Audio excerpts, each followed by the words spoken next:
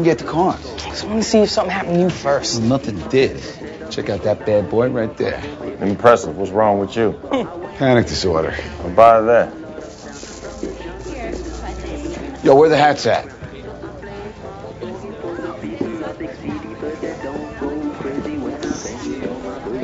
Oh, yeah. Oh. Hey, can I help you guys? Yes, what's the largest amount that one can legally, with the card, purchase? How much did he need?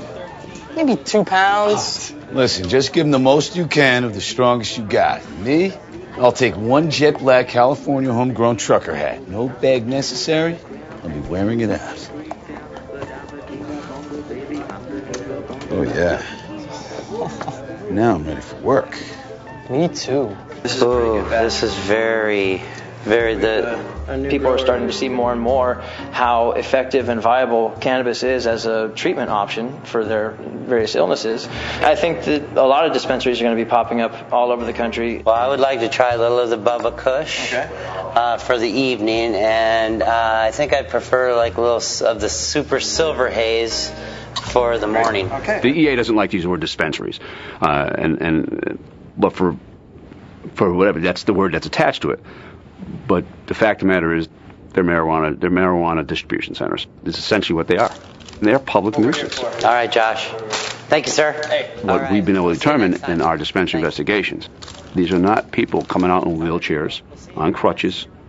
These are not people that meet the dying, the sick, and the injured. You can't fight drugs by TV. Guess what? Everybody advertises on TV, whether it's Coca-Cola, to political campaigns, to the value of being drug-free and the dangers of using drugs like marijuana. Man, watch out! There was a 13% reduced proclivity of kids to use drugs when they saw the ad that had the actor smashing the dishes. We had another very good ad that had, my mommy talks to me about everything. This was a little girl. And she talks to me about this and that and this and that. And what does your mother say to you about drugs? Dead silence. Those are my two favorite ads that I thought were enormously powerful. The war on drugs is the last dying smell from the Nixon administration. This isn't a war, it's a misuse of the word. It's an apparatus of control. You can tell it all, by the way, by the name they give to the person who's in charge of this mad scheme, a czar. The whole point of the United States is there's no bloody czar, no monarch of any kind. And I'm proud to nominate John P. Walters, where he will serve as a valuable member of my cabinet. But the czar is exactly the right name for this program and for this mentality. When we push back, the drug problem gets smaller. It's absolutist, it's unquestionable, it's fanatical, and it's corrupt. Once you criminalize drugs, then you create an underground economy where drugs command a much greater price than they would otherwise because of the danger, the illegality in handling them and selling them. And as a result, you have certain communities that are vulnerable to ending up depending on that particular economy. Committee will come to order. I don't know any thinking person in Washington, D.C. who thinks this should go on. This insane campaign against marijuana. You never meet anyone who's actually in favor of it. But everybody thinks it has to go on because they think everyone else wants it to. In the end, the absurdity of this will tell. The spell will be broken. There's a stigma attached to marijuana. How do you make politicians feel comfortable supporting this? How do you make them feel like they can actually come out and take a strong stand on it? Are there other spending bills, though? Congress in 60 days will be voting on whether or not to stop arresting cancer patients and AIDS patients who use medical marijuana in states, which have allowed medical marijuana laws to pass. The goal is to get 218 votes on the floor of the U.S. House of Representatives for the Hinchy-Rohrabacher medical marijuana amendments. Going to 236 max out? We want to pass this amendment. We're not playing around. We're aiming to actually legalize medical marijuana. The real central part of this is incremental legalization of pot. The Marijuana Policy Project is out to legalize pot.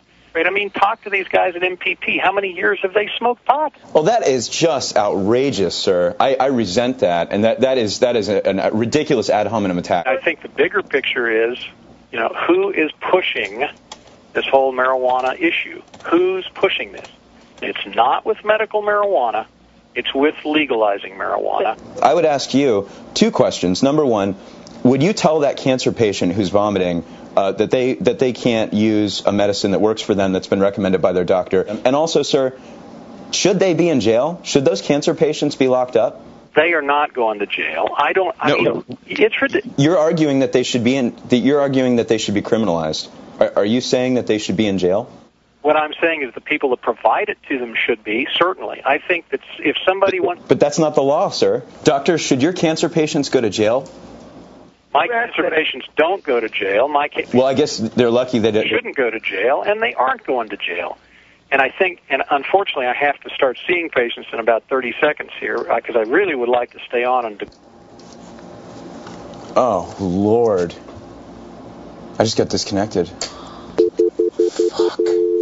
One person in a suit with a short haircut, able to give PAC contributions and able to intelligently talk to members of Congress and their staff members is far, far more powerful than having 100 or 1,000 or even possibly tens of thousands of people on the street. Aaron Houston with the Marijuana Policy Project. How are you, sir? Congressman, is there any chance you'd ever change your position on medical marijuana? Is there any chance? Such a thing as medical marijuana, so I would never change that. Well, the Institute of Medicine, sir, says that there is. Medical marijuana. I mean, the Institute of Medicine...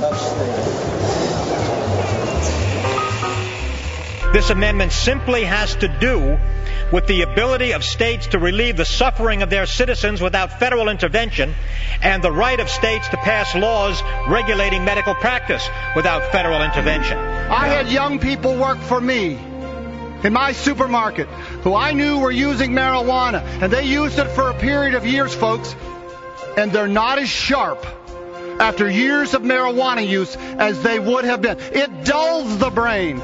It holds back the growth. I have close friends and even relatives who are living less of a life than they would have if they hadn't spent years abusing marijuana. Marijuana is a dangerous drug that is not adequately respected by the young people of this country because they've been seduced by leaders in this country advocating that it's a perfect, wonderful drug. Gentleman's time has expired.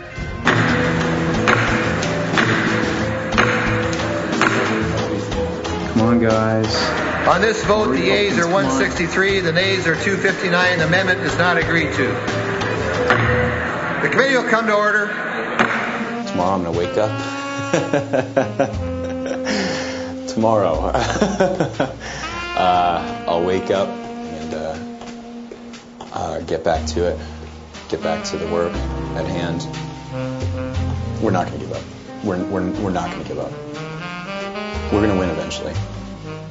Today, so many scientists are developing so many different kinds of medicines based on marijuana research that some experts have suggested marijuana may become the aspirin of the 21st century.